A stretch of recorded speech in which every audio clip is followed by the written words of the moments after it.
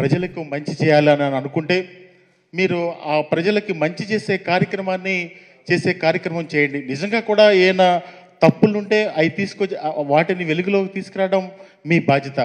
కానీ మీ ఆలోచన ఏ విధంగా ఉందంటే చంద్రబాబు నాయుడు గారు ఒక్కడ బాగుంటే చాలు ఈ రాష్ట్రంలో, చంద్రబాబు నాయుడు గారికి ఒక్కరికే మేలు చేయాలి, మేలు జరగాలి అని చంద్రబాబు నాయుడు గారు భజన చేసే కార్యక్రమం ఏ విధంగా సమంజసమో ఒక్కసారి ఆ ఈనాడు పత్రికా యాజమాన్యం ఆలోచించాలి. ఈ రాష్ట్ర ప్రజలందరూ కూడా గమనించవలసిందిగా మనం చేస్తా ఉన్నా. నిజంగా ఎస్ఐండ్ భూముల విషయంలో ఈ రాష్ట్రంలో అందరికీ తెలుసు, గత ప్రభుత్వ హయాంలో ఎస్ఐండ్ భూముల విషయంలో ఆ రోజు అక్రమాలు చేసింది చంద్రబాబు ప్రభుత్వం కాదా అని చెప్పి నేను ఈ సందర్భంగా అడుగుతా ఉన్నా.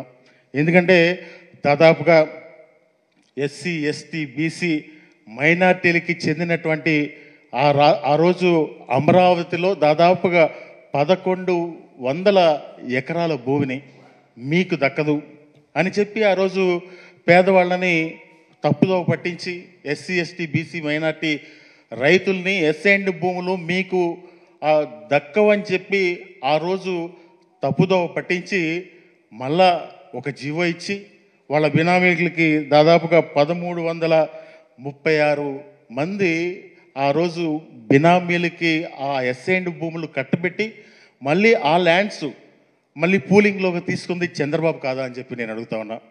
ఈరోజు అసైన్మెంట్ భూముల మీద వాళ్ళు ఏదన్నా ఒక మాట్లాడే వాళ్ళకి చిత్తశుద్ధి, వాళ్ళకి ఆ హక్కు ఉందా అని చెప్పి నేను మీ ద్వారా అడుగుతా ఉన్నా. అది దాని మీద మీ అందరికీ తెలుసు, కేసు కూడా నడుస్తూ ఉంది. ఆ కేసులో వీళ్ళందరూ కూడా నిందితులుగా ఉన్నారు.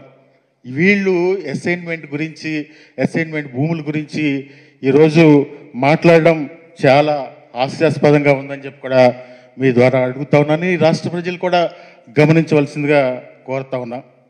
నిజంగా అసైన్మెంట్ సమస్య ఈ రాష్ట్రంలో ఈరోజు కొత్తగా వచ్చిన సమస్య కాదు.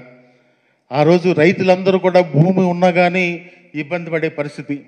భూమి ఏదన్నా కష్టం వస్తే ఏదన్నా ఒక అరెకరం భూమి అమ్ముకోవడానికో, పావు ఎకరం భూమి అమ్ముకోవడానికో లేని పరిస్థితి ఈ రాష్ట్రంలో దాదాపుగా 1954 నుంచి అంటే ఈ 70 సంవత్సరాల్లో అసైన్ చేసినటువంటి భూములన్నిటికీ కూడా అటువంటి పరిస్థితి కలిగిన పరిస్థితి అంతా కూడా ఈ రాష్ట్ర ప్రజలందరికీ తెలుసు.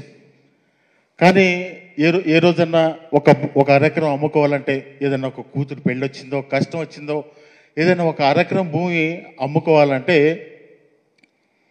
కాగితం మీద ఏదో రాసుకుని అమ్ముకుంటే ఒకవైపు ప్రభుత్వం వైపు నుంచి ఎప్పుడు నోటీస్ వస్తుందా అని చెప్పి ఒక భయం.